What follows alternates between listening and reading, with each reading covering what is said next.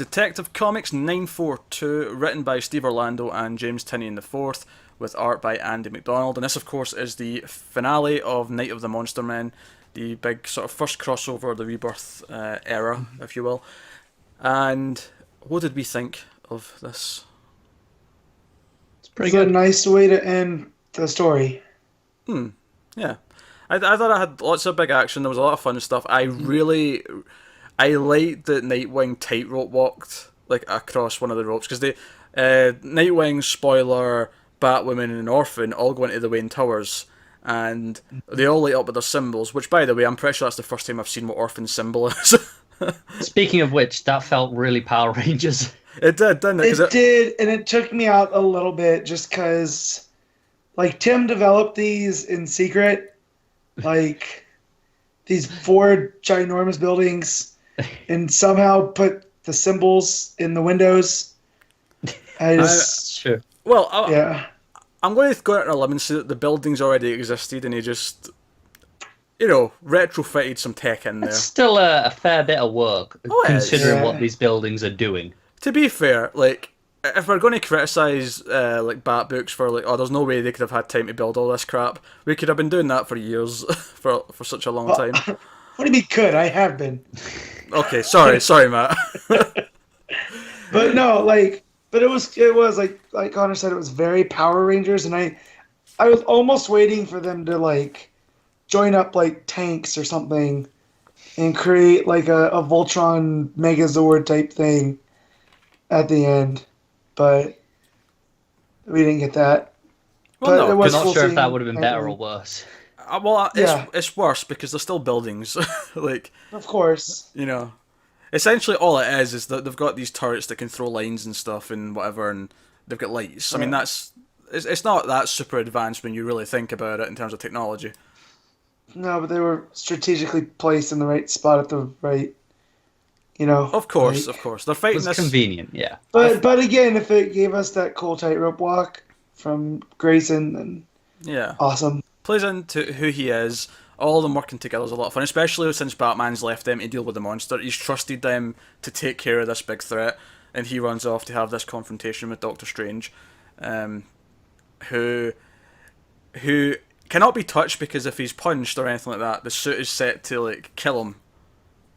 So, it's a good fail-safe. So what's the point with him getting swole as John Cena if he's not going to fight Batman? I know. It's like, you've seen him work now. He's got all this hench. It's like, nah, I'm just going to sit here and talk. Yeah. It's my cheat day. I'm going to go get a burrito. Maybe he just likes to be buff. Maybe he just likes to be, Yeah. Well, it was a cool image because it's like, this isn't the same Hugo Strange. And then it turns out it was. He's just... Yeah. Like, he's going to be a physical threat as well as a mental threat.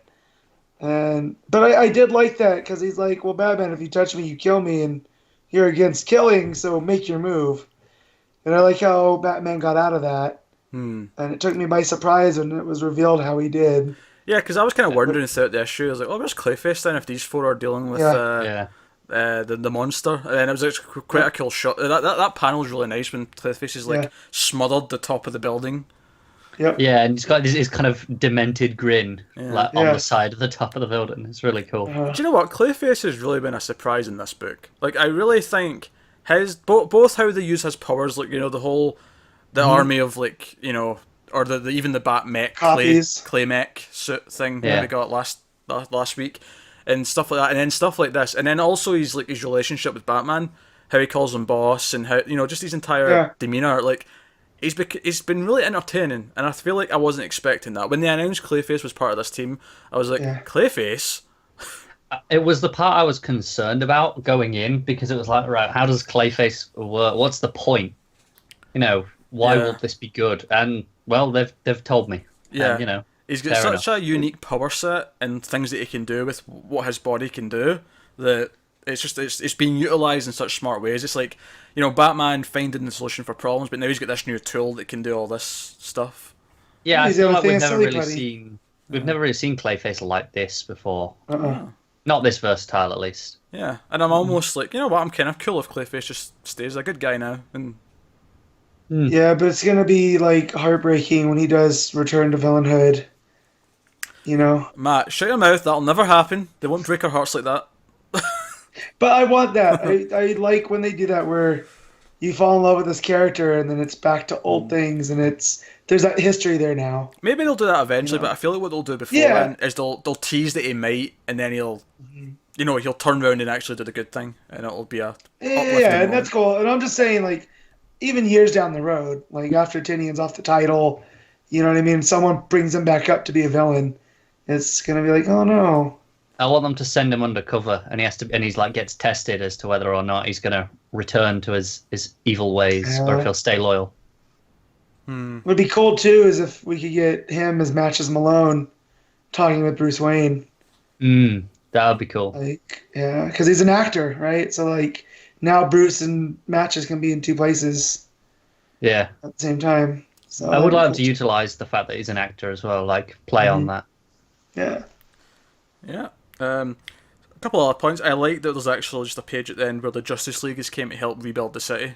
It's kind of one of those things where like, they have to rebuild this city so many damn times. But it's like, all right, Justice League come in, can do it quickly, right? Fine. Flash is here. it's taken care of. Yeah. And Superman wasn't there, right? I believe you're right. Yes, I don't see Superman. So that speaks again to him not being quite trusted by everybody, which is nice continuity between the books. But to like someone that's not reading all the books like we are, it looks like, oh, he must be off doing something else. Yeah, it still they works. probably won't even notice that he's not there. Yeah, well, I will say my one complaint with the book is the last couple of pages, like the epilogue where it says soon after I'm standing at the graves. I thought the art was a bit jarringly different there. It kind of switched. Maybe it was just the daytimeness of it, but it was all like cartoony, and the faces, it felt completely different. No, that's fair. Yeah, I like the message of that though too, and I like what Strange was doing with Batman and how it drives him. It's not his, that's not just what drives him, So you really can't use it against him, and I did like that. And so the epilogue was a nice way to drive that. I liked what it was. I just didn't enjoy the art of it as a jarring thing. But while you brought it up, I thought I'd... Yeah. No, I like that as well. There's that whole idea where he thinks... It's almost like... in a way, it's almost like Zoom and Wally West, like back in the old Flash run, where Zoom was convinced this is how the Flash works and this is why he does what he does. And it was all about Flash saying, no, it's not about that. It's not about tragedy. It's about this. And it was kind of that similar idea again. And it's always fun seeing that. So, obviously the ending does set up a couple of other things for the next arc. He mentions going after Bane, so sets up a little bit of I Am Suicide and other stuff. But no, I thought the crossover as a whole was actually a pretty strong success. Because I feel like it was, 4 weeks. It felt like a big blockbuster in the middle of the arcs. It felt like the continuity of both Batman, Detective, and to a lesser extent Nightwing were all like, in sync. They all work together. Yeah,